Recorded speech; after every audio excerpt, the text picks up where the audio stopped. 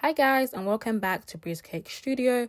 Today I'll be showing you how I make my black buttercream, only using two things, which are cocoa powder and the extra black food coloring paste.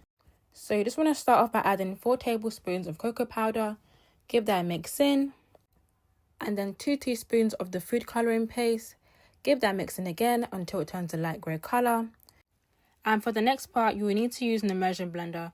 I prefer this method over a microwave as it's quicker, it's faster, and as you can see, the buttercream has gotten black so fast, and yeah.